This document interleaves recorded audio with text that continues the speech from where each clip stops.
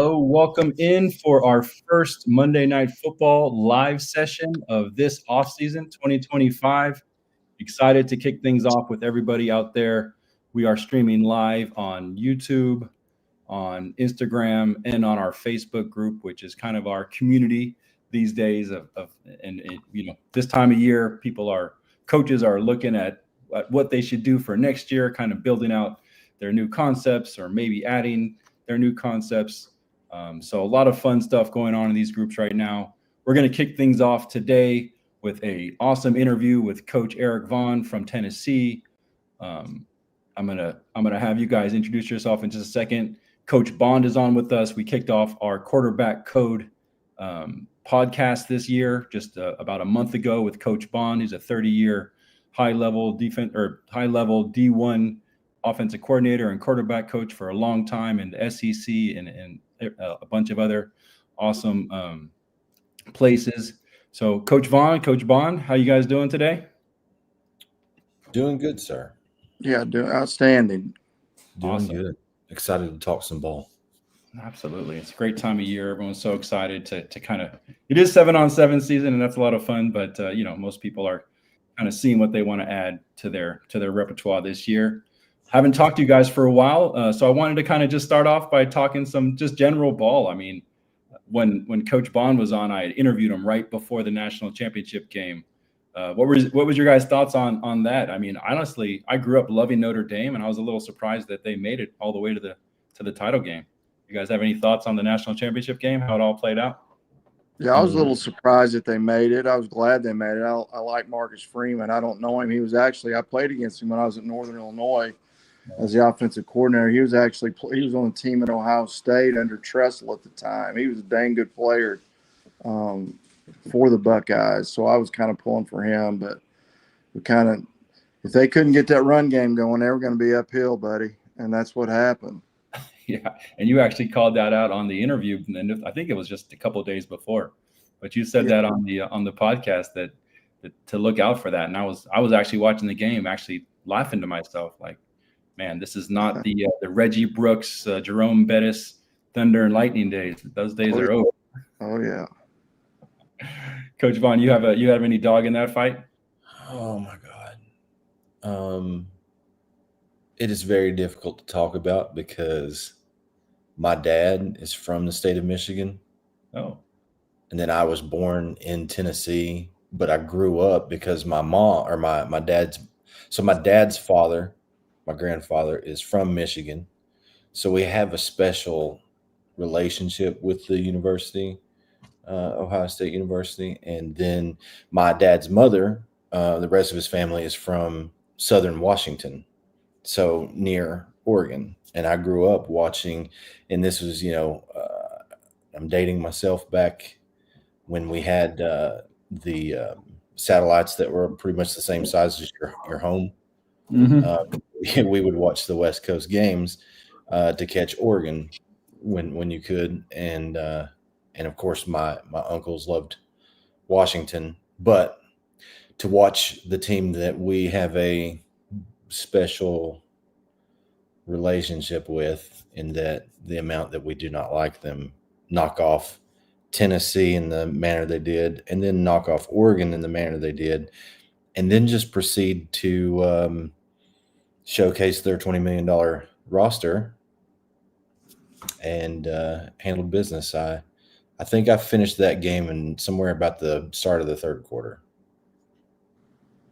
So I'm a football coach, right? But when you're raised in the South, the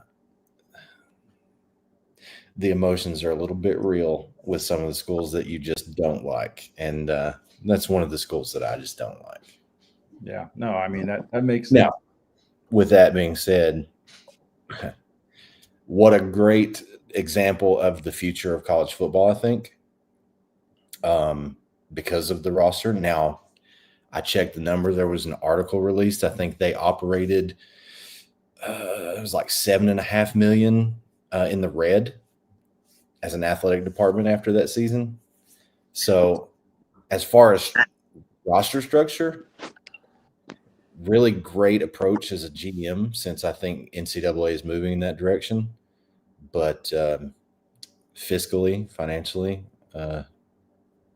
we'll have to see how that pans out. Yeah, I mean, what did you guys think about the first iteration of the playoffs? I mean, I feel like it was a long time coming, but it was actually surprising how it worked out, to be honest. Me personally, I loved it. I think that we should have had 16 teams. Yeah. There's no point in having four teams just sitting around twiddling thumbs for that long. And I mean, maybe that's me being a little biased for Oregon sitting around and having to wait and play, and it just felt the way that it did. Mm-hmm. But I think honestly, it should just move to 16 teams. And I do think that honoring conference champions is still the way to go. It's the viable way to go, because that diversifies the rosters, right? If we just go by, an AP or whatever thing, and then we end up with, as usual, like 3 or 4 SEC schools in the mix and whatever. And I just think having the shot for the SMU, the Boise State, that whole thing, I think it was done well. I just wish there were 16 teams. I think that there should have been another bottom 4. Yeah, we need those Cinderella stories, just at least to have them in the tournament. Coach Vaughn, I don't know. You've been in college football a long time, and they've been doing it one way for a long time. What's your thoughts on did you even want it in the first place, the playoff? Yeah, I didn't mind it necessarily. One of the things that I felt was a little bit interesting was how the teams that had the week off, it kind of mirrored Major League Baseball.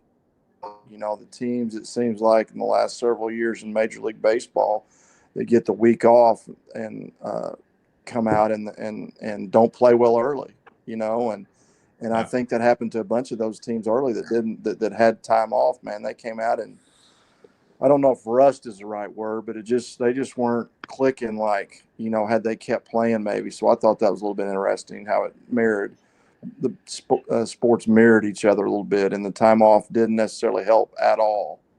So yeah. I remember I played at Nevada, and trust me, the bowl games we were in, and we went to the bowl games, but we went to the ones that were first. My freshman year, it was, we played, I think, December 17th, and that was the first one. It was like the Las Vegas Bowl, right?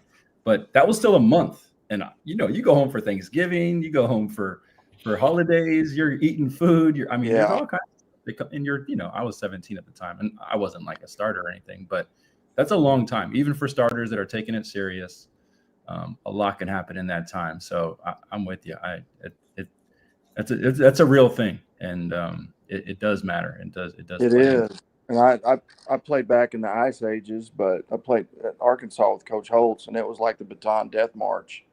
I mean, we there was no time off. If you're New Year's Day Bowl, buddy, it was every day, every day grind, man. There wasn't any getting stale there. I can promise you that. We might not have legs by the game, but we weren't going to be stale. That's for sure.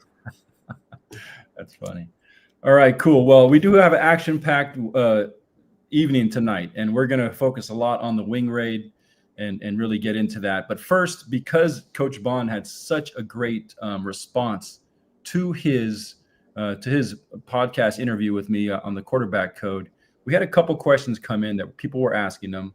And if any of you out there have any questions you want to follow up with,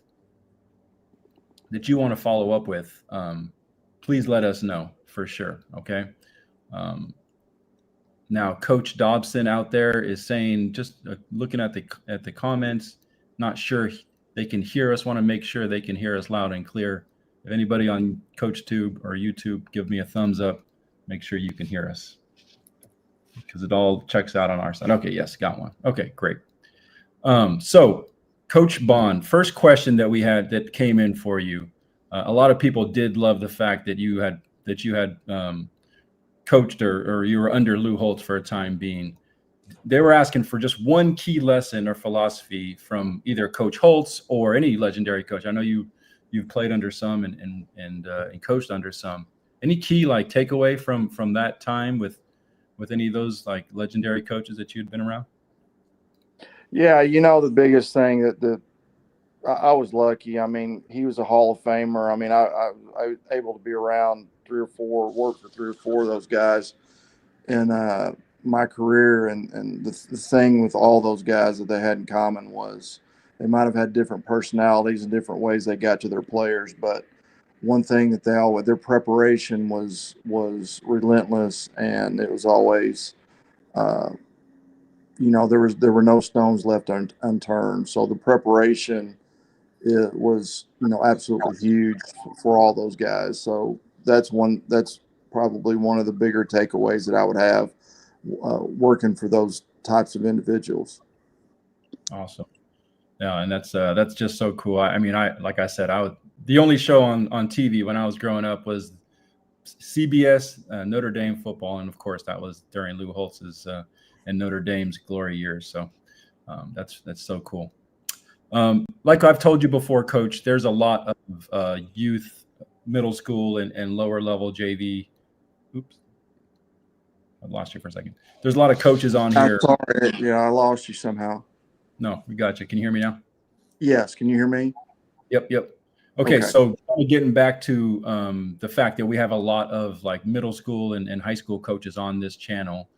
They heard that you worked at the Manning camps at one point a few times. I don't know what age group that was. I'm assuming those are high school kids, but you had coached quarterbacks at the highest levels of college football, and they're just kind of wondering how you would tailor your approach, maybe down to the high school or maybe even down to the middle school level. Just kind of the key things that you teach. Is there a way to kind of pare that down to the younger kids, or any way to do that? Yeah, honestly, and philosophically for me, I wanted to take as much off the plate of a quarterback as I could. And I think, Chuck Noll with the Steelers in the 70s said, champions do ordinary things extraordinarily well. And I think that couldn't be truer than when you're coaching the quarterbacks.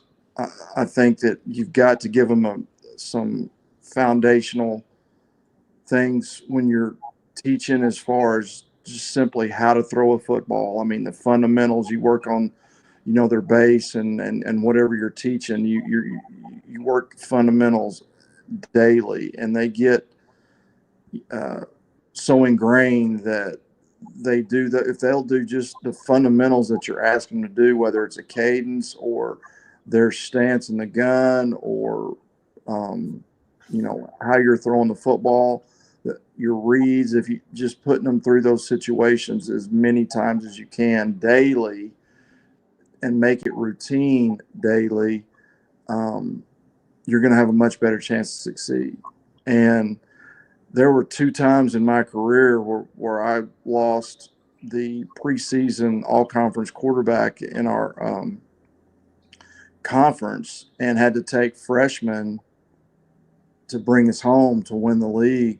It happened twice in my career, and I did everything I could to take things off their plate and not add to it. And if that means not signaling, not asking them to learn 8 million signals if they're having to start, in 5 days or whatever the case might be, whatever you can do to make their job easier. Because unless you sat back there in that seat and you've had, big guys that can run real fast coming to try to hit you in the face and, knock your head off, unless you've sat back there, trust me, you've got enough to worry about just executing, what you're asked to do, and certainly taking things off and helping them have an opportunity to be successful with taking off things rather than add to them. But the most important, in my opinion, is you've got to give them fundamentals and work fundamentals every day.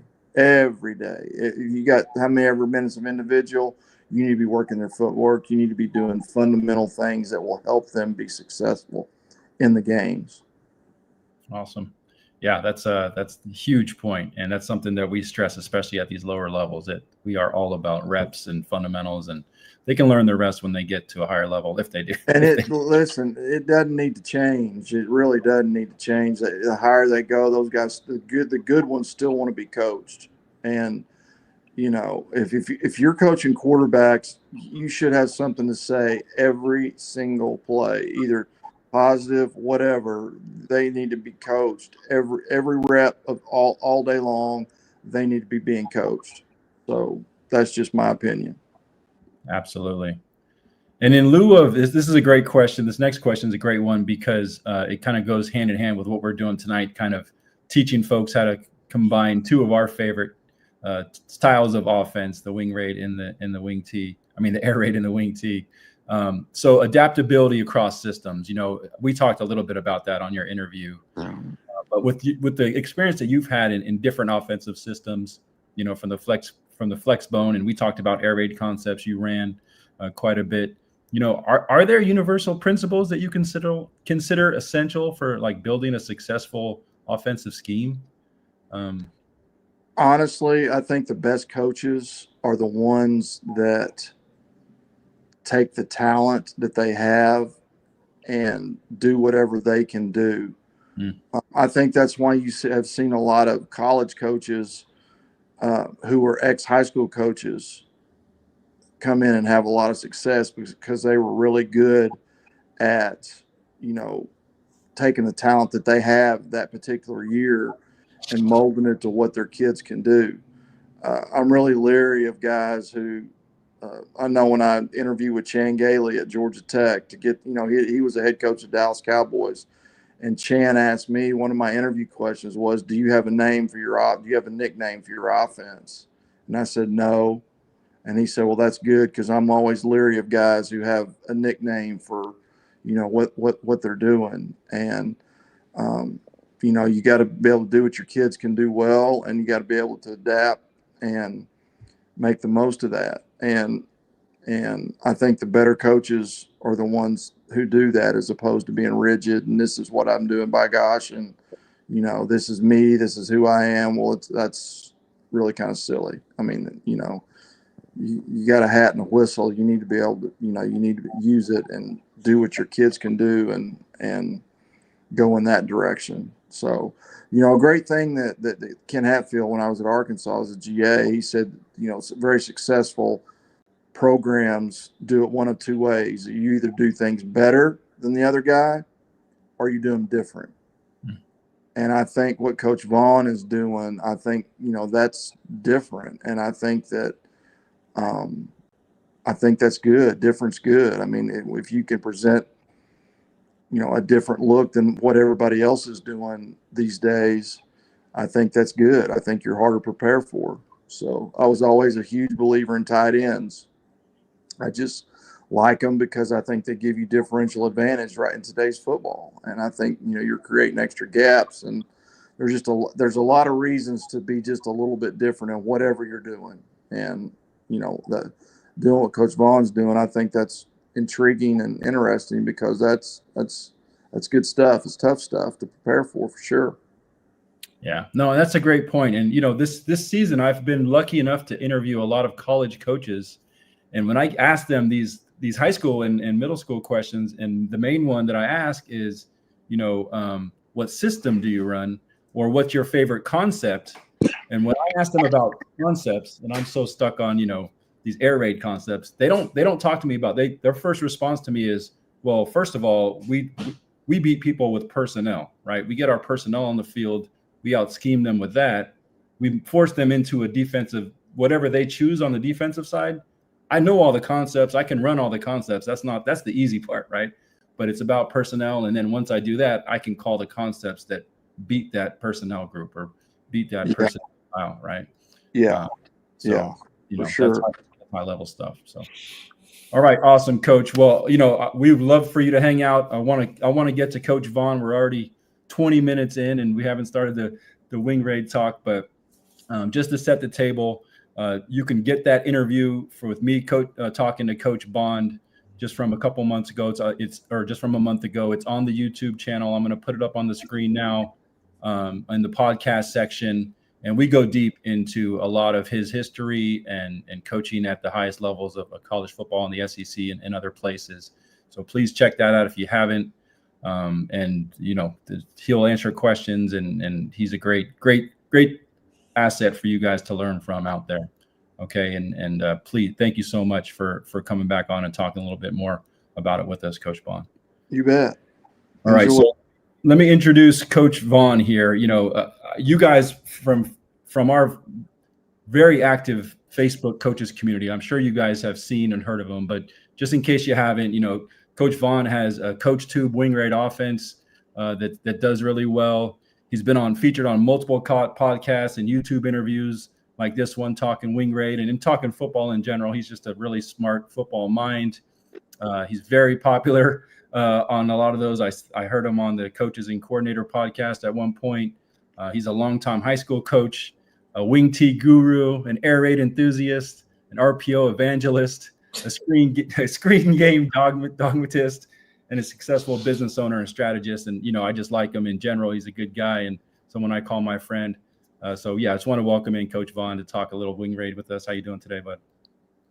I am good. I'm excited to talk. It's been a minute since I've done a podcast, actually, because you know, for a lot of the guys that are in the Facebook groups know that I'm a non-faculty guy at the high school level, and so career comes first. And so my career is not technically in the building 9 to 5, but you know, I've started to settle back into a groove where I was like, you know, it came up and I was like, actually, you know, I still get messages on both X and Facebook about, hey, you know, I'm interested in how you want to do this. And yeah, there's a lot of updates.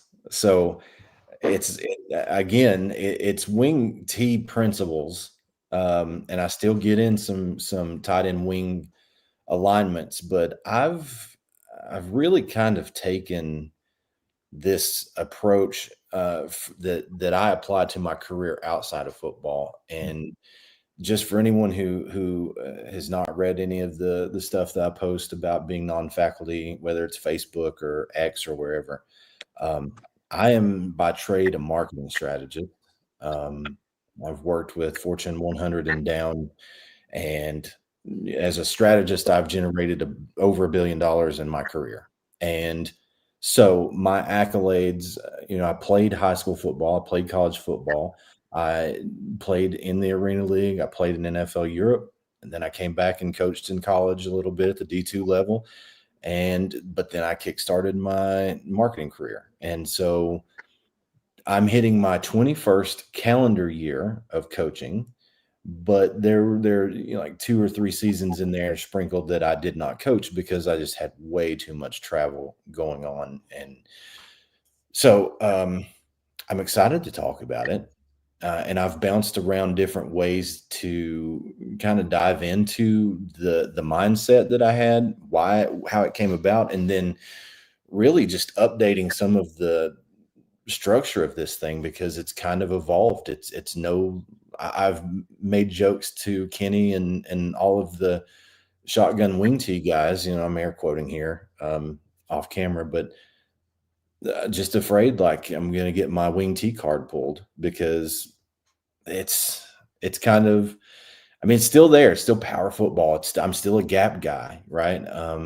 So I take that approach. And so I don't know where you want to start. How do you want to do it? Do you want me to talk about how is just a quick run through on how this came about?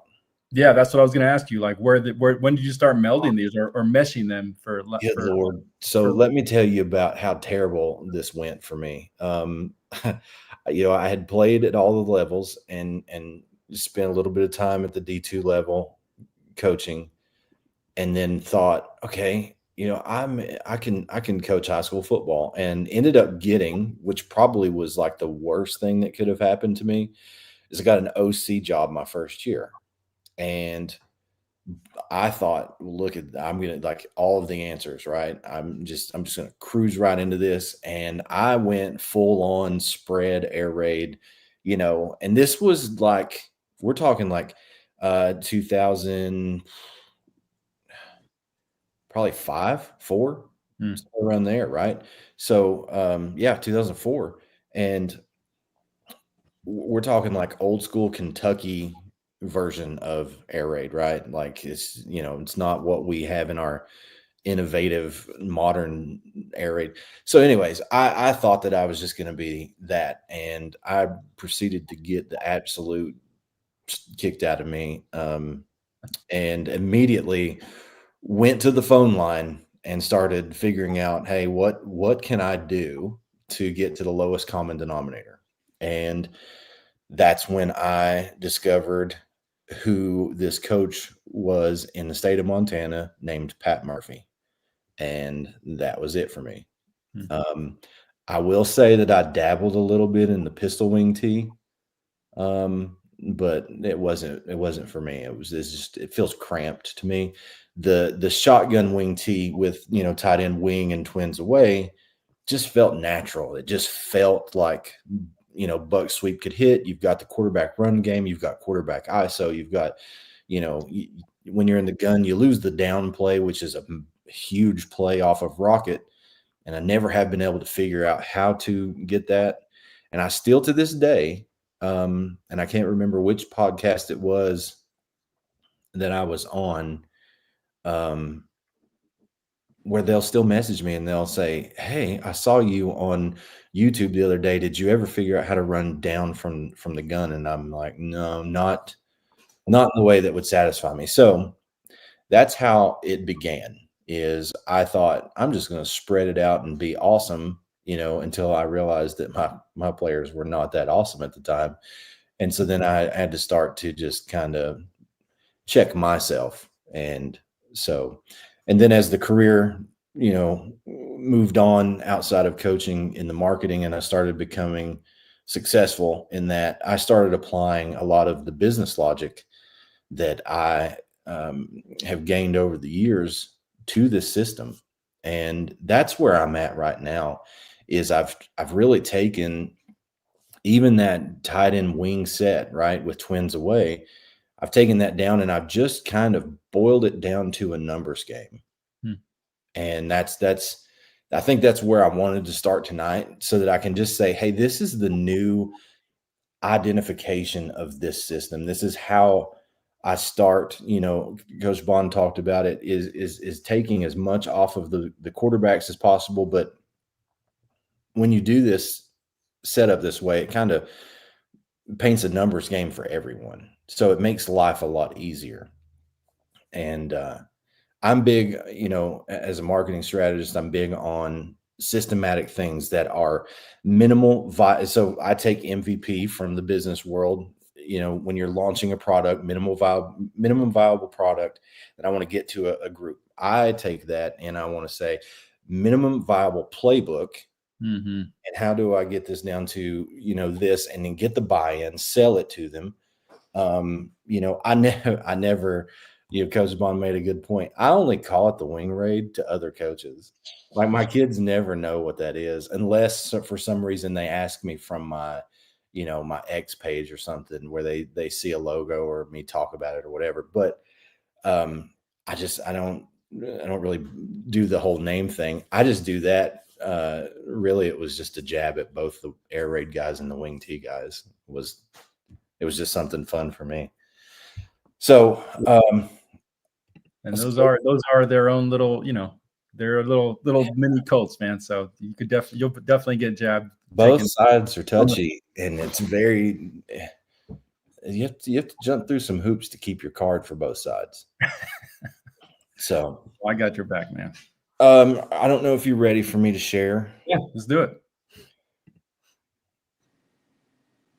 All right, so just let me know if you can see this. I'm gonna put it on the screen right now. Okay, let me try to put it as it should be the system manual. Yep, we got it. So, listen, what you're about to see, guys, and I know this will be recorded for later, so those that are watching this later, This is very brief. I'm not going to spend a lot of time on it, but this is how I boil down the space of football. And I start here with every school I go to, or every incoming freshman class, or if I have access to the 8th graders, I will start working with them. Like this last season, I coached in the state of Virginia. Well, 8th graders can play JV football in the state of Virginia. Oh, wow. So our middle school guys got exposed to, 8th, 9th, 10th graders. Really, technically, some 11th graders could play, but usually coaches cut it off at 8th and 9th graders for JV. But this is how I start the language, the base language of everything for the players, and I just break it up into this. It's divided from top of numbers to the sidelines. We always call it sidewalk. From that top of number to hashes is alley, and then everything in the middle is middle. Run box is 7 yards deep, and then we're looking at 2 yards outside of the tackles or the end man, because sometimes there is the tight end, sometimes they're tight end wing. So they kind of know that. And then there's the apex line, which is splitting the distance between the last man on the line of scrimmage and either the next wide receiver or the sidelines. And outside of that is the flats, and that's it. I assign this to them so that they understand when I say that, the box concept that we'll talk about tonight is attacking the alley, and this is how, right? So they understand immediately where to think visually and spatially of what that means to them. Now, for defensive ID, guys, I don't teach any single player whatsoever. I don't get hung up on who's the Mike and who's the Will and who's the Sam and what's the difference between a Sam and a nickel spur and a strong safety. And I don't have to, like, my kid doesn't ever think about, what's the difference between, too high safety versus whatever. Like, I don't teach any of that. And I don't even teach like here's the 0 hole or the 2 hole or the 4 or 6, 8 to the right and all that. I teach gaps and I teach techniques, and that's it. Nice. All right. And then how I ID the players is starting with the linebackers. If it's a 6-man box or a 3-2, right? If there's 2 linebackers, there's a left backer and a right backer. That's it. If there's a middle guy, that's the middle backer. Sometimes we call him the Mike, but really I just use left, right, and middle for the box. I don't get into the verbiage of who is who. And especially, some of you guys coaching at the middle school level will understand some of the perils of coaching at the single A level at the high school, right? When you're facing teams who have 30 total players on the other side, and you see like 4 different guys that would traditionally play the Mike backer rolling through, and then your quarterback's trying to find number 52. Well, 52 just needs a break because there's only 30 kids, right? So I stay away from all of that. And really, I got into this when I coached at the 5A level. It was just easier to structure because I knew at that level, the higher up you go in classifications, honest to God, it's just the same everywhere in every state. The higher you go in classifications, the more static every defense gets. The lower you go in classifications, you'll see 8 different defenses in the first quarter, just like also for defensive coordinators out there at the single A and lower levels of high school football. You'll see wishbone, then you'll see shotgun 2x2, and then you'll see I formation, and then you'll see power I, then you'll see single wing, and then you'll see like double wing, and then they'll go back to the wishbone, and you'll see it all in the first quarter. It's just the life that you live, right? So it's like roll the dice, whatever happens, happens. Again, going with the left-right theme, everything that is not a safety and outside of the box is numbered left 1, 2, 3 or right 1, 2, 3. And I always tell the quarterbacks, if we're in trips and you can count R1, 2, or 3, L1, 2, or 3, we're in man. So we'll go to our man check and look pre-snap for whatever, right? So my offense is very simple. If you can count to 3, you could start for me as a freshman. And And I've had years where I've coached, just across the state line. I'm very close to the state line of Virginia, where there are some freshmen or eighth graders that I wish I could have because if anyone's familiar, the state of Virginia is very big on holdback football. So there's a lot of guys that'll play eighth grade twice, and I always call them the red shirt guys. And I'll aggravate them on JV nights and say I'm going to pull your red shirt and play you Friday. But and then again, safeties. If there's too high safety, it's a left safety, right safety. Very basic.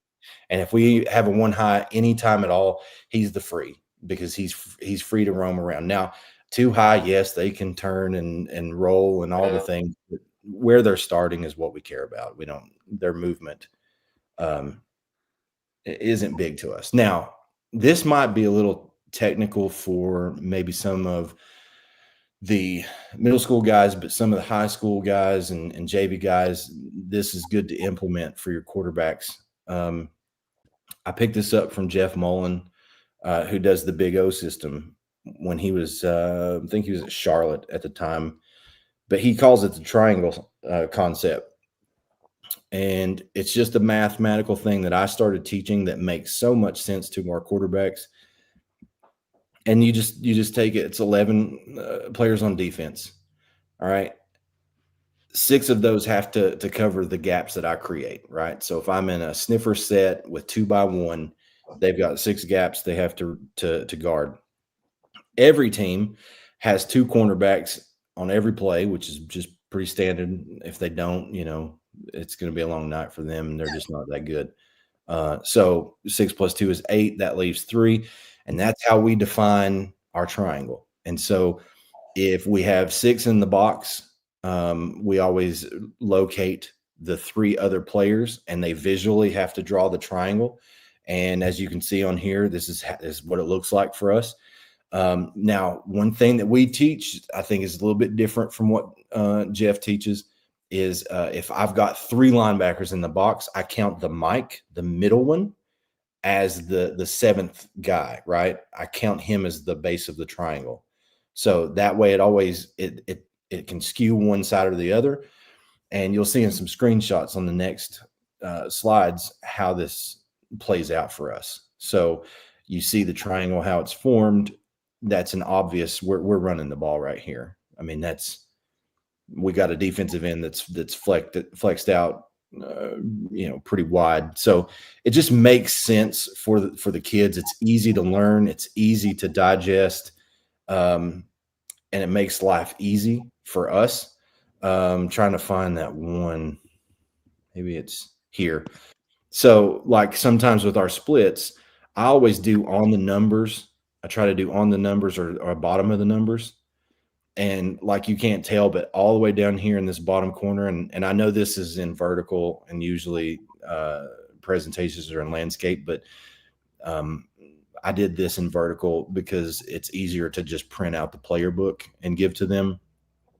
But you can see down here in this part of the image, there's a kid all the way down at so anytime that we have field, we just say it's +1. So we have numbers, right? So if we have 1-on-1 to the field, our quarterbacks know it's +1. We're going to look for the slant or the fin route pre-snap.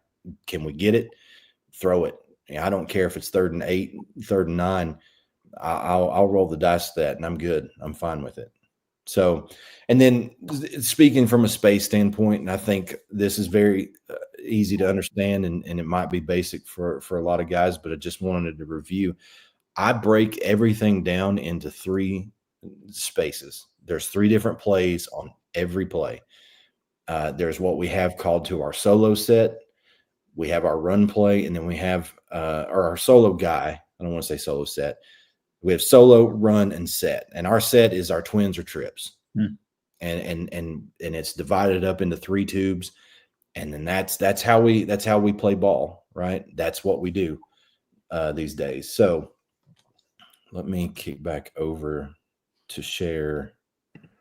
I'm going to stop sharing. I'm going to get over here to the box screen. I think would be probably the best place to start.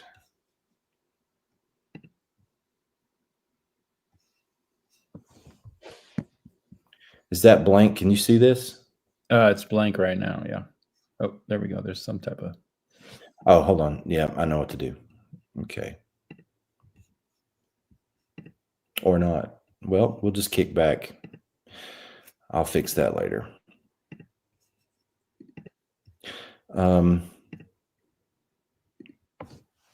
I might have to plug this back in. That might be what it is. All right, but I'll kick back over to the PowerPoint. I just have to get out and go down to where we were. So I do want to get to some run game because, you know, when you're mixing air raid and wing tee, the run game and numbers is usually what everybody wants to talk about and everybody wants to know. But I picked up an amazing play that has worked so well for me. And it's just a very simple, easy concept that, oh my gosh, dude. He actually coaches in Oregon. I'll have to think of it as we're talking, but he shared this with me when I was saying, you know, like I've got good vertical game, I have good quick game, right? So I'm a stick snag guy, and then I like to run slot fade. That's pretty much my quick game. That's it. That's all I got. Now I do run the shot play, which is the Joe Salas 6. where they play tag. Yeah. So shot for me is verts, but whoever I tag to run the vertical is playing tag by his fourth outside step. Can he tag the guy? If so, run by him. If you can't touch him, beat the drum, sit down, find the football, work back to it, get what you get, right? So I was stuck in this place between some really good stuff like mills, which we call pig for post dig. So that's your post over top, dig underneath. You know, and I run a what we call pail, which is like post sail. So it's like a vertical switch, but it's kind of like, you know, flood, but it's not. But I was finding myself like struggling for this intermediate knockout. I needed like something that would be very easy to read. And this became because a lot of teams will still try to balance up and play a single high on this. They'll try to balance up into a 4-4 look, especially if we're, you know, left middle-ish or like what's displayed on the screen. And you get what we call or what I call a fourth outside. I don't teach yardage really. I tell them that it's got to be 10 yards, but what I work on and what you guys could maybe help with your timing for quarterbacks and receivers is take the time for all of your receivers to run, you know, a 10-yard route and then count their steps and let them know, you know, well, for you to get 10 yards, it's 4 outside steps. Maybe your 5th step's hitting at 11, right? If you're in middle school. Most of the varsity guys that I've coached over the last few years that I started doing it this way are averaging four outside steps would be right at the 9.5 yard. And then I can turn a speed dig or a speed out, you know, or a post or whatever. And so I don't really spend a lot of time talking to them in the measurement of yards, because all of us know the frustration of saying, yeah, you've got a 15-yard curl back to 12. And then they run the play, you look up and that dude's turned around at 7 yards with his hands up wanting the ball. And you're like, what are you doing? You know, and we've all been there. It happens. It's just part of like coaching kids. It's just, that's what we get. So I've kind of abandoned the, you know, run 10 and just kind of do the outside steps. So box for me has become this really, really great way of attacking. And it's kind of a variation of a hook curl or not hook curl, but curl flat kind of thing. But I'm digging in a little bit deeper. So, Coach, I'm not sure if you're sharing something, but we don't have anything up on the screen, just to make sure you know that. Oh.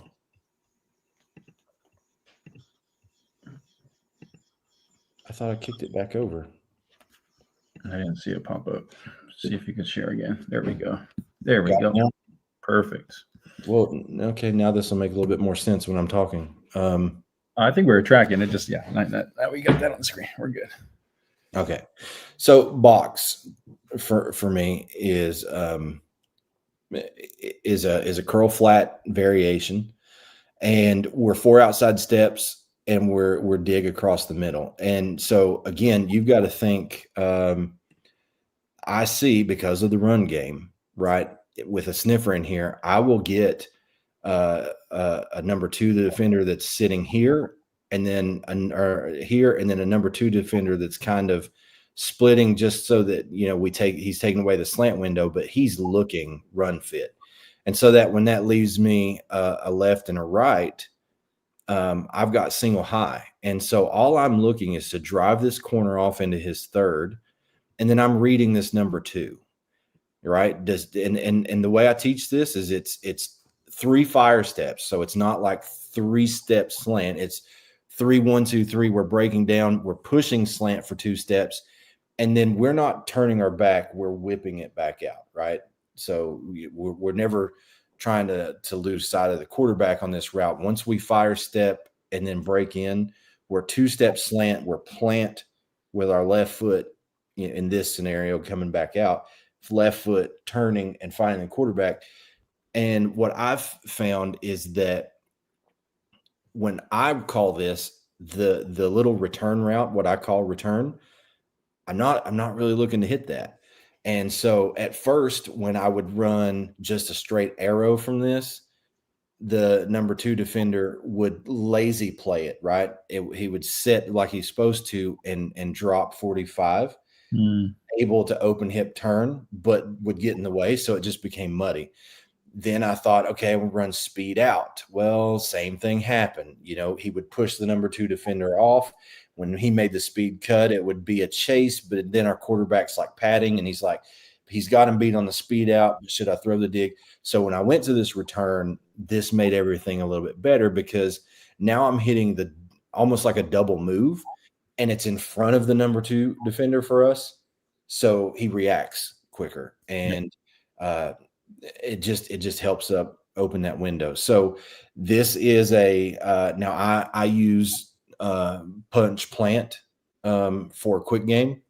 Technically, this is listed in my intermediate, but I list it with vertical passing because it's not it's not stick or snag, and it's not like, we're not trying to throw this immediately, but it's not a 3-step drop from the gun for me. So I teach it as punch plant, and punch plant for me is, if you guys, I don't know if you use this terminology or not, but when I'm squared in the quarterback position, I'm taking my left foot, if I'm right-handed, and I'm going to catch the snap, and that's my punch foot, and that pushes me back and turns my hips for a drop. So I punch 1, and then I'm looking at that number 2 defender to see how does he react to the double move. And of course, this is something that you rep. You just rep snot out of it, because honestly, it's good enough to carry at the middle school level, at the JV level, or Friday nights. And it's just a great little pitch on the curl flat. It's just a little tweak to it. I love it. Here's one thing that teams will do is they'll roll down. So they'll go cover 2. So whether it's split field or whatever, they want to give you, so if they take the left safety and put it here, sorry, I'm drawing with my trackpad, so it's awful. I will just tag the H on a seam to clear out. And that's it. That's all I'll do. And I'll just take 6-man pro here. And that way, the person they're trying to bracket the dig with right here is now occupied, and I can still open this up. And that's the only adjustment. That's it. It's very quick and easy. I know it's not like rocket science, but I'm not here to show you how smart I am. I'm just here to show you how simple things could be. No, it's perfect. And we have so many other concepts where we just want to read that overhang defender, and this fits right into that type of package, right? It's make that guy wrong. He can't be right on both of them. And this is, and like you said, double moves. How can they not bite on that, right? If it's a double move, you got to assume it's part of the main part of the play, right? So yeah, and I teach them, when you fire step your 3-step and you push for that slant look, you have to turn your head to the linebackers. Okay, because no one runs a slant route looking at the number 2 defender, right? No one is trying to slant inside looking at the cat that's over top of them. Right. They don't care. You run a slant inside from the slot position, you're just trying to find who could take my head off.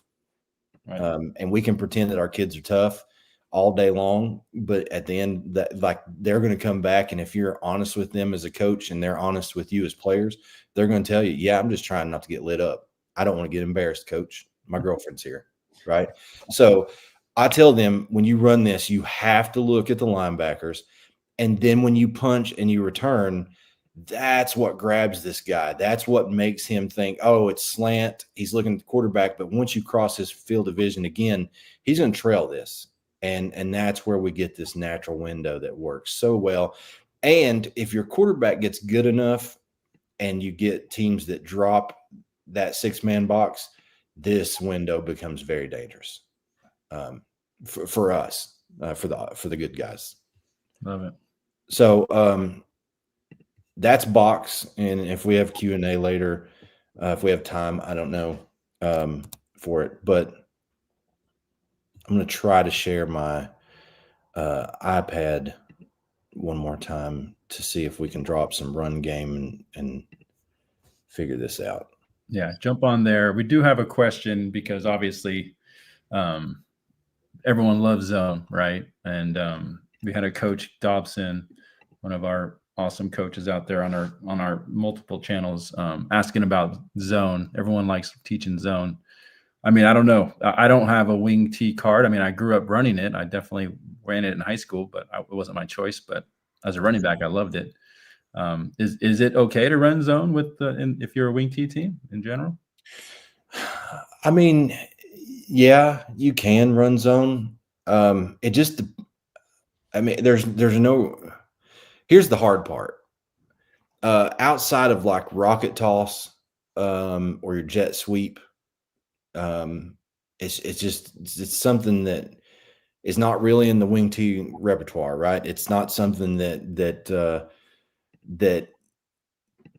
really fits in the history of the wing T. Now, with that being said, I mean, if you want a base inside zone, I don't know. It to me, I don't know that it's. I don't know. That's a hard question to answer. I mean, for air raid, right? It's like there was never ever an actual air raid run game, really. So Yeah. we'll take it all on, right? Like whatever you want to coach, you coach it. I'm not telling you to do it or not to do it, but yeah. So I think really zone is good. The latest craze, obviously, and it's been out for a while now, but it's right. the debated topic of duo versus inside zone. Right. If you're on football coach Twitter and you see me comment on any inside zone versus duo post, I always just say I call it Dizzo so that it's all inclusive. It's both duo and inside zone. And if they ask me, is that duo? I say yes. If they ask me if it's inside zone, I also say yes. And if they ask me if the name is stupid, I say yes, because it doesn't make any sense, but I don't have to argue about it. Right. Because at the end of the day, the only ones that really care whether it's duo or inside zone are us. Right. The kids, and I don't care. I mean, you could be at a 6A or 8A level in some of these states or single A level. None of them are going to care about the intricacies between the path of so-and-so on duo versus inside zone. It just doesn't happen. Yeah. I mean, we would like to think that it does. I know that much. I would love to believe that the guys I'm coaching take that much pride and go home and, study film but they're playing Madden, Call of Duty, and talking to girls, dude. That's what they do. And now they're barely playing Madden, to be honest. I mean, it drives me nuts. And Yeah. climbing to the second level with middle school kids, I don't know. That's why I like duo. If at my level, I would rather run duo. Let's find somebody to block. That's why I love gap scheme, and I'm a GT guy. Now I will say this with duo and pin and pull, I kind of cheated rules, and they're as all football coaches are, we beg, borrow, and steal every good thing that we've ever done, right? Yes, sir. So for me, if I'm saying we're going to run duo, okay, so we're going to say we get the B gap closed to the sniffer. I want to run it this way, right? And so I want to double this guy up. And so if we're running it this way, I always say gap away or help to play for duo. That's the rule. Like, that's it. So we start here. I'm the end man, right? I'm gonna take him. Okay. Gap to play, nobody's there. Help away. Gap to play, I've got him. So they're going to double up. H just kicks out. Now we're running and reading how that guy gets blocked.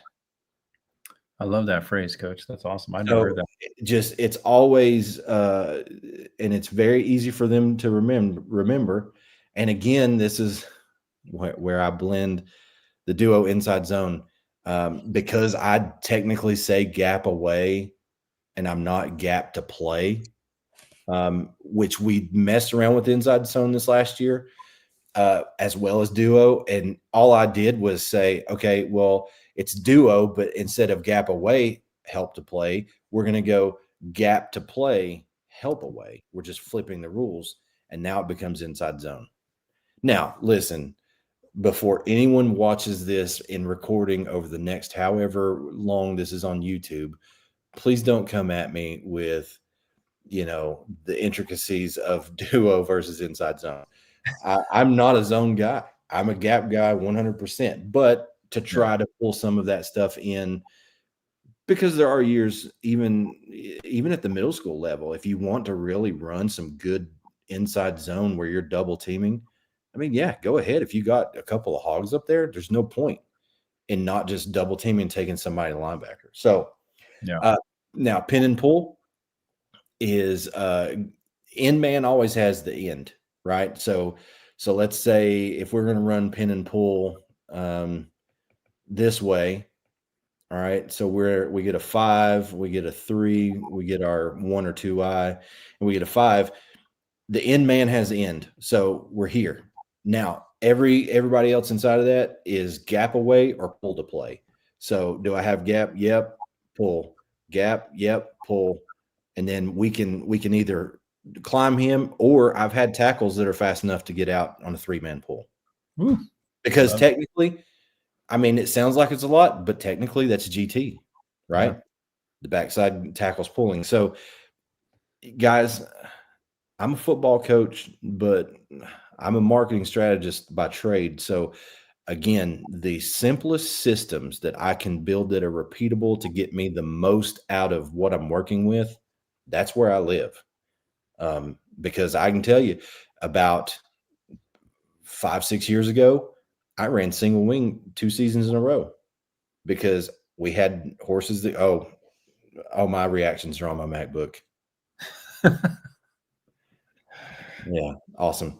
So, that's funny. I lost my train of thought now. Oh, ran single wing for 2 seasons because we had the dudes to do it. We didn't have a real quarterback. We didn't have real receivers. So I just lined up one guy wide with a 3-2 service inside of him. And we just ran power and buck and all. I mean, it's what we did. So in just, yes, I do. I just saw a question in there about pulling the center.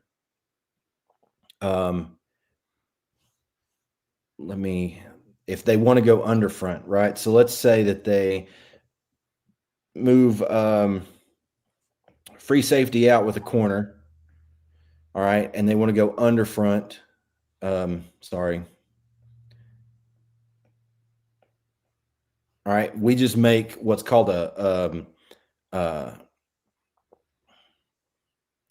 let's say we're running, buck. Okay. So we're in that traditional kind of set where I don't have a tight end, but I'm running at this wing. We'll make a chop call. All right. Or sorry, that's if we're doing counter. This would be cat call. And cat call to us just means center and tackle. All right. So we'll be down and we'll pull, down, pull, down, pull. And that's our buck call. And it really just turns into pin and pull. I again, losing the wing T card, I kind of just went away from the traditional buck sweep call. I call it buck in our playbook and to our guys, but to how we operate, we'll just pull the center if we have to. All right, we'll let you focus on your plays now. Sorry. No, I mean I'm kind of to the part where I'm going to go over some run game and things, but like really, I'm looking for questions and anything now because I'm really just going to talk about some of the core stuff that I do that you guys can do from an air raid perspective with a sniffer.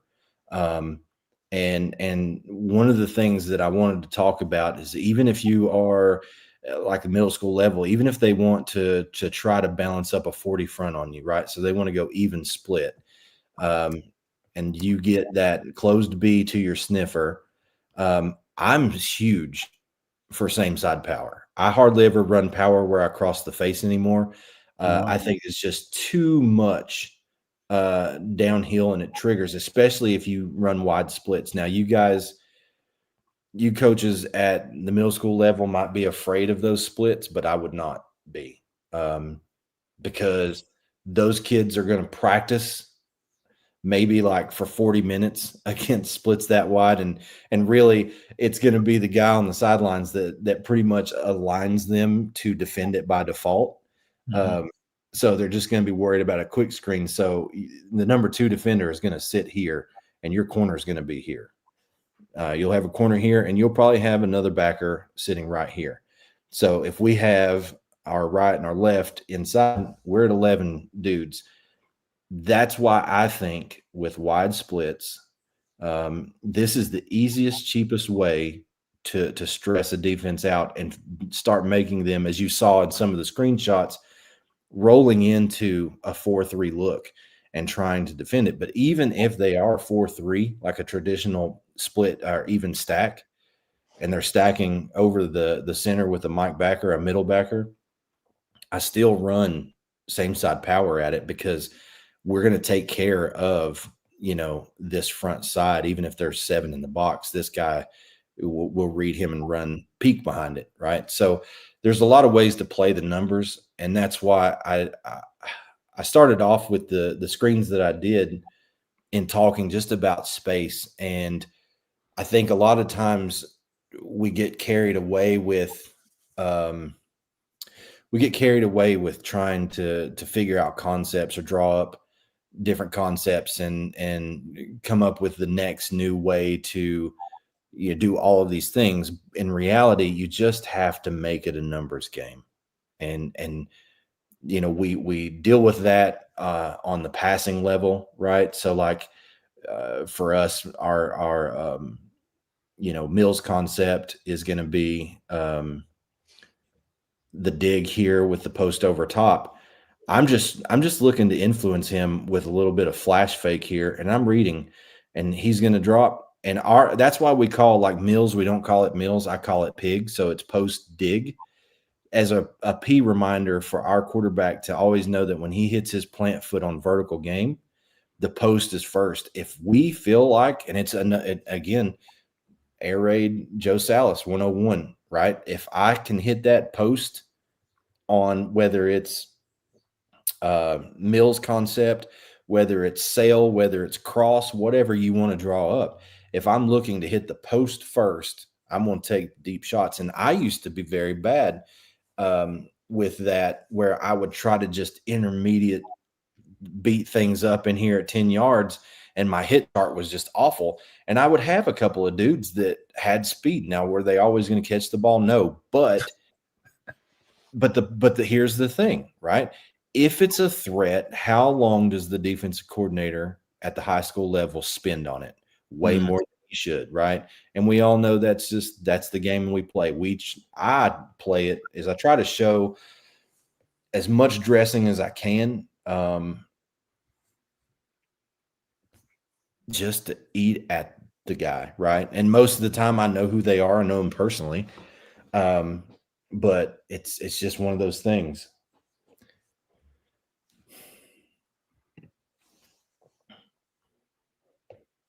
Now, I don't know if we have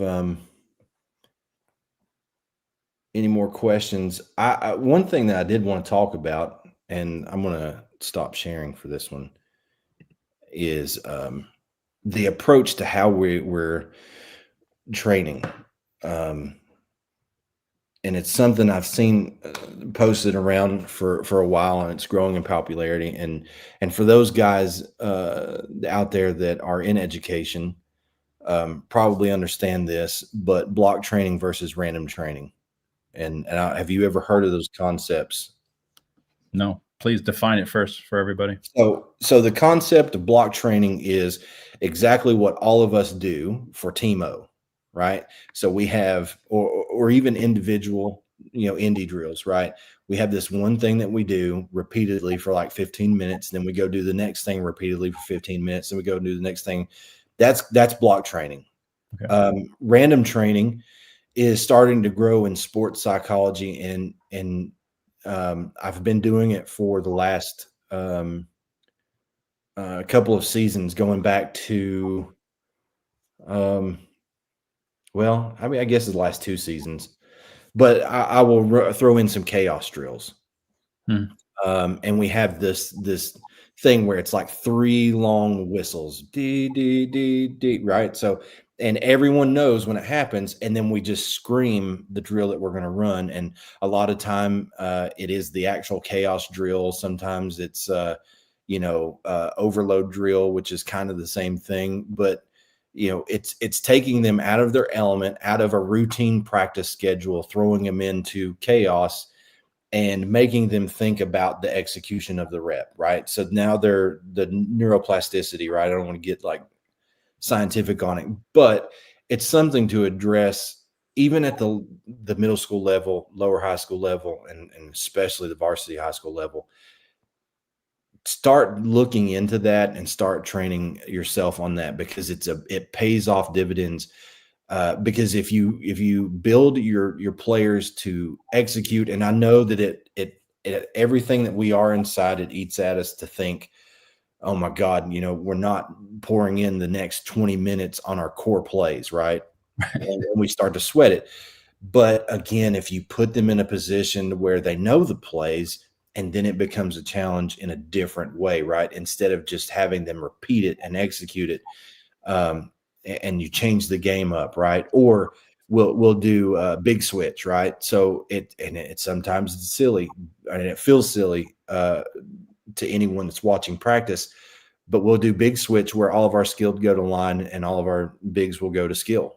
And the big guys have to learn like how to run the play. They have to know, and then the skilled have to understand our blocking scheme. So it's one of those things that it's out of the box. It's crazy. And if any of you guys want to hit me up that watch this now live or in the replay at some point, man, I can talk about this as probably as long as I can talk about plays, right? Because the study of like the psychology of sales and just the psychology of business, and my continued education for my career carries over into this, right? And one of the biggest things that I push from the business side into football is the book Atomic Habits with James Clear, and the book in itself is amazing for you to transform the way that you handle your daily routines and things. But the one takeaway that I carry into every business situation and every football situation is a paraphrased kind of theme from what he says in this one part. And it says that you'll never rise to the level of your goals. You'll always fall to the level of your systems. Mm. And when I started to really pick apart myself, not just from an offensive standpoint, but how was I coaching, how I was mentoring players, how I was and mentoring the staff and the junior staff and the middle school staff, like how was I pouring into them and what was I doing to accomplish that? And I think a lot of times where we miss the mark is in that portion of football, not so much the X's and O's, because we get caught up with, well, I think this play works and this thing will work and this. No, you need like 12 things tops, really, honest to God, to be successful. And outside of those 12 plays, it's really about what you instill in your players and into the staff and get from them as well, obviously. But that was kind of something I wanted to touch on because it's really fascinating once you start to dive into the psychology and how that affects, again, the scientific part of it, the neuroplasticity. We understand how we work, how we train, how we learn things, but the pathways, right? So it always talks about the neurons that fire together, wire together, right? And when you are creating those situations where it physically looks like it hurts the kids to think about what they're about to do, and you see that look of, and they go blank for a sec, that's literally the moment that they're wiring a new way of thinking. And the more you can create those moments, the better they are with football IQ, because again, the old age debate, X's and O's, or Jimmys and Joes. And I think that neither side of that really wins the battle. Yeah. It's the Jimmys and Joes that know and understand the X's and O's is what wins. Because a lot of coaches will hang their hats on Jimmys and Joes win it every time, and that's just not the case. That's not the case at all. Yeah, and especially with the quarterbacks, Coach. I mean, you're hitting on something that, where I've kind of taken my mind to the last few years is like, okay, great. There's a million of us coaches out here drawing up plays on social media. That's great. All right, but like, how do we get? And I've been more quarterback centric, but as a head coach and an OC and your high level varsity, you probably need to learn this for all the kids more or teach it. But yes, like, how do we? I mean, I've always tried to find an analogy for it, and this is perfect what you're saying. Because like, I always want to like scare them into like, okay, just remember this part, right? And try to like make their mind snap into it. And what you're describing is exactly what I was trying to articulate all those years, because it has to be something. If we keep saying and drawing on the board the same exact thing for 3 weeks, yes, like to your point, maybe the repetition will get in, but also maybe it's also turning into white noise as well, right? Yeah. So and that's like that's the thing that I love, and not just about what you're saying here, but even we've talked previously about the platform that you're building. Those kind of things are the ways it's right. Teaching a player a play is one thing. Teaching a player how to think about a play, right, totally different level, right? And that's what I wanted to bring up and kind of just introduce is that block training versus random training, and understanding chaos drills, understanding, big switch and these fun things that you can do, that it does give the kids a break and it is fun for them. But at the same time, it's teaching them to look at the play from a completely different perspective that they don't have to normally think about. And not only, think about it, but know it and then run it. Because when I do big switch, right, at schools that we've done that before, when I big switch, they know, like, okay, it's just like I'm lining up at receiver. I got to come down here and know what does, gap away pull to play mean. And I bet you they teach each other to some level after that too. Like you're not the only one teaching. The quarterbacks are now getting taught by the linemen, and the linemen are being taught by the quarterbacks. Things that you've been teaching to both sides, right? So, and I tell you, man, every time that we do it, the linemen get up, they know exactly what to do on the skill, and they're the ones that are pointing fingers and be like, why are you being so stupid? You should know that you're pulling on this play, right. And they'll get up and they'll be like, well, left guard, what do you got at the slot right here? Oh, I've got a speed out, coach. I'm good. And he'll get in his stance, right, waiting for the ball to be snapped. But it's even against good teams. Like you can't just save it for your soft weeks or your it has to be a thing where you implement it, even on those games that you're going to be expecting. There still has to be a chaos component to it because because now the stress is introduced naturally to them because they want to perform well. They know it's going to be a tough test. All of those things play into it, right? And now there's that added level, an extra component that just forces that transmitter to fire in a way that makes them have to open a new pathway, a new neural pathway to connect two new dots that they've never connected before. And that's huge for me. And it's one of the most overlooked things. I think the further we get into football, as a collective, I think those kind of things will start to evolve over just brute force. Yeah. I think we start to refine, and we can already see that. I mean, the athletes that we see in the NFL today versus the athletes that we saw, I'm 45, going to be 46 this year. Walter Payton was the absolute best thing that I've ever seen in my entire life. Right. But compared to some of the athletes today, right. Now I think he was ahead of his time for the athletes on defense, but does he rush for those yards against defenses today? Nah, bro. No. Well, the athlete is a whole other level. So I just think as we grow and continue to evolve offense and defensive football, those small psychological things start to pay off and start to build a better football player for us. Yeah. And the game's evolving, right? Like it's going to be we already have gone away from the brute force, like you said, and it's going to be more and more skill game. So the brain outthinking people is what's going to be separating people from one another. And we see that the quarterback position currently, right? You don't have to be the fastest guy, the biggest guy. You can just make the right decisions, and Brock Purdy's going to get $50 million a year because of it, right? You know what I'm saying?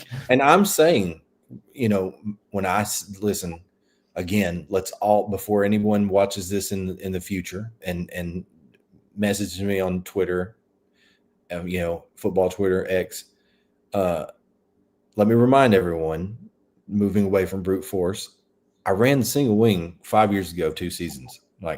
So I don't believe that those offenses don't work, but I think the approach to the players that we're building has plenty of room for us to be better developers of young men, because as we teach them to think in conflict, we only do the due diligence that we should and what we owe them to prepare them for life with a partner and a family and bills and a mortgage and getting laid off and flat tires and all of the bull crap that comes with, being an adult and being life. So it's something I wanted to make sure that we kind of touched on here towards the end.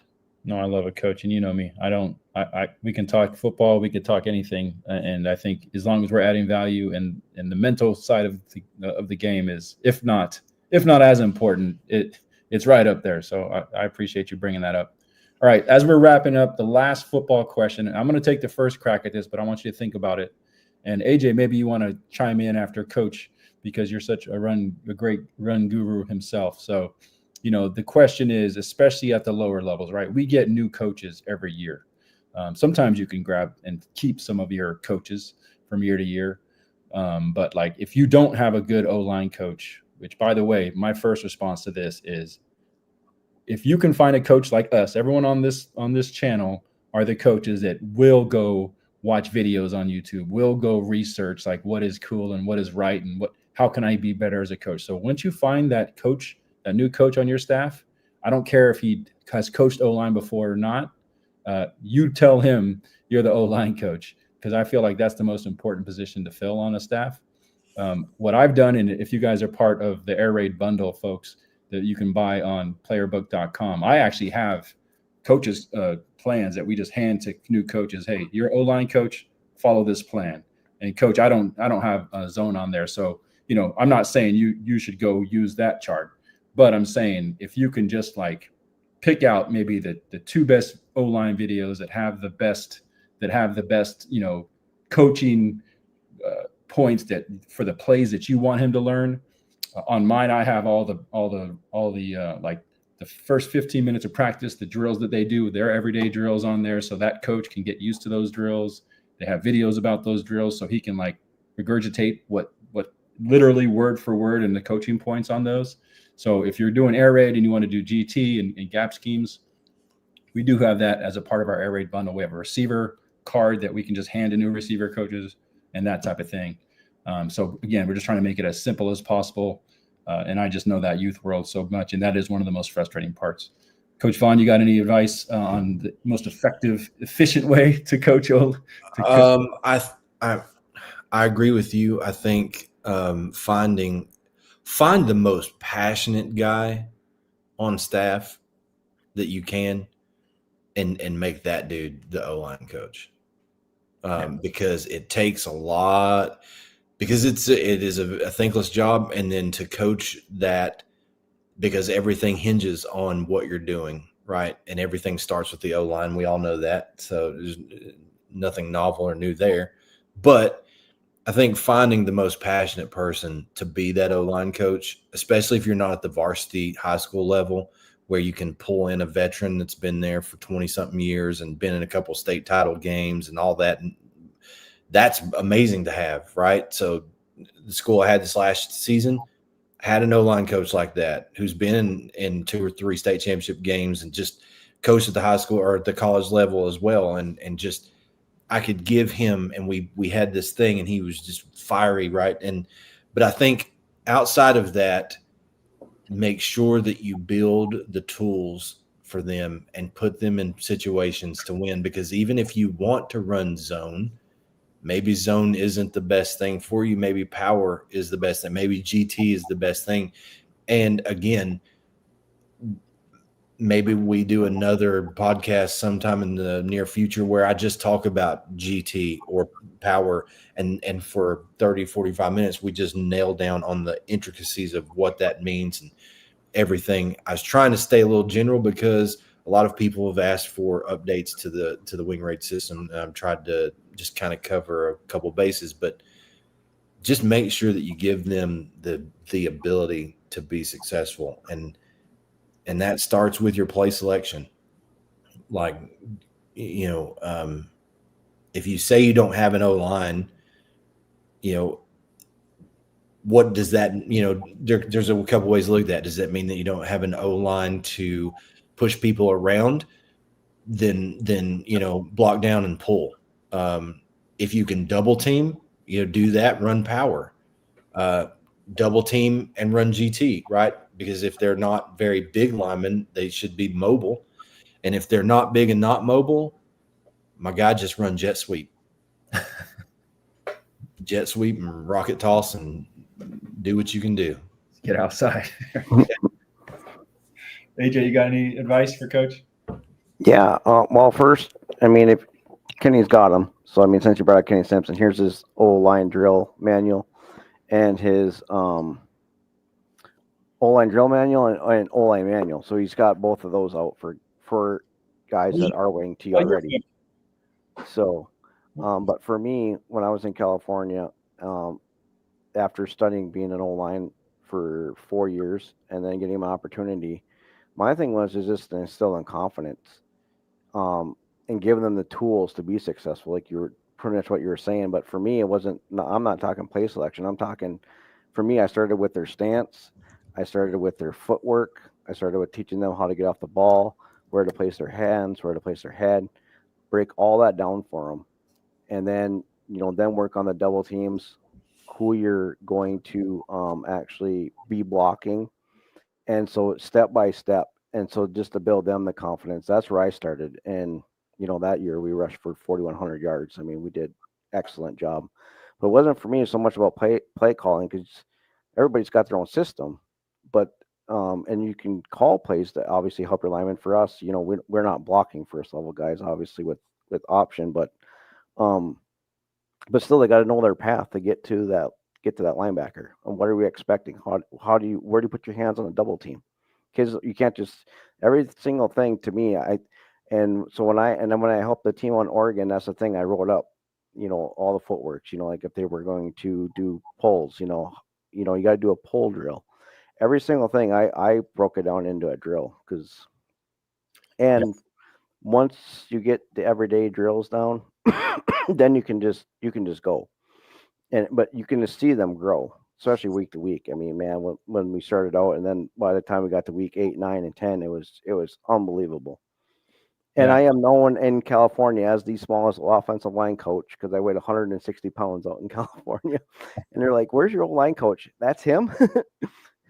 Well, I think to your point, AJ, and one thing I like to talk about is, I know we talk about 3-day install and getting everything in camp and hitting the ground running at the first week. But Coach Dobson and all the other coaches out there, we still got a great group of people out between the 3 channels.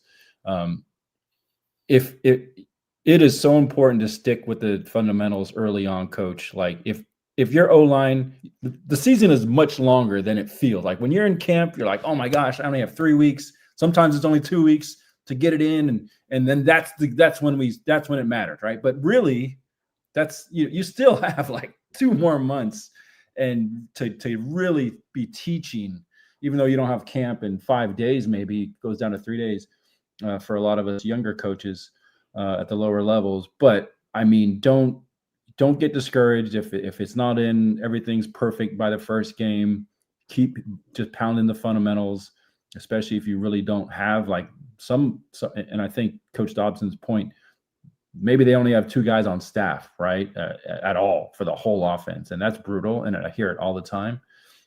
So obviously it'd be nice if you had one person just down there drilling it all day long, but if you can just be consistent, have your everyday drills that they do every single day. And again, on those cards I created on playerbook.com, really, really, really just there's literally 20 minutes of everyday drills on there. And no matter what, get those in. And if they do that for 3 weeks, 4 weeks, 5 weeks, 6 weeks, by the middle of the season, man, they're going to be cooking. It's just impossible. So, and then AJ, plug your book while we still have 2 minutes here. Okay. Yeah, I got my first book done. You guys can see it there. Gun spread option football. So, basically the run plays there are midline, inside veer, outside veer, and option from gun. And then I put in our whole entire passing tree in there with all the routes, because that's what the foundation of our offense was the last 10 years. So, yeah, love it, man. No, congrats, dude. That's great to hear. You got to respect the grind. Anyone like AJ out there that's been grinding away at this for many years on a volunteer basis, and he's always a big part of all of our conversations and all the different Facebook groups, man. I'm happy for you, man. I'm proud of you. That's so cool. Congrats. Thank you so much.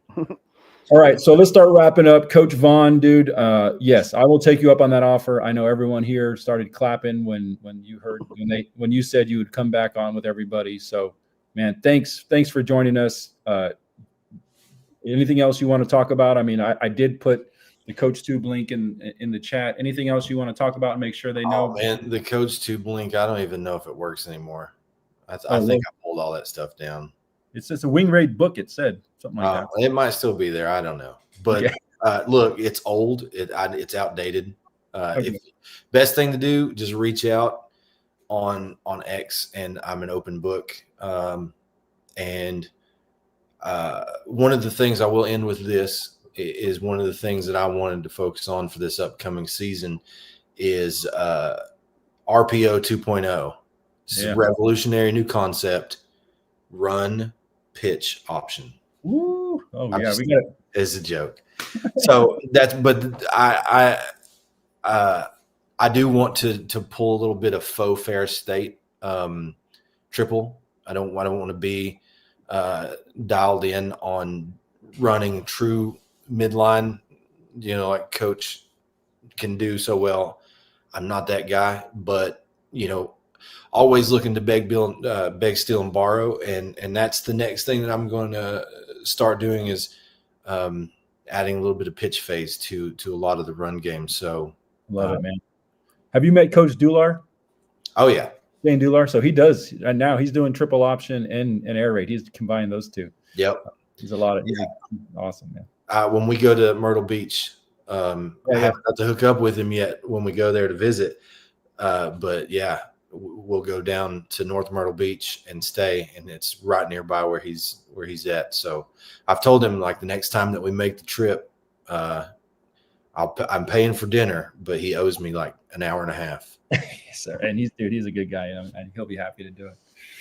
All right, cool, man. Well, thanks again. Great catching up with you, Coach Vaughn, and let's stay in contact and let's do something else for these guys. And for me, honestly, I love learning from you, Coach AJ. As always, great to have you on anytime we do anything.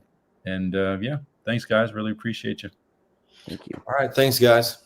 All right, see you soon.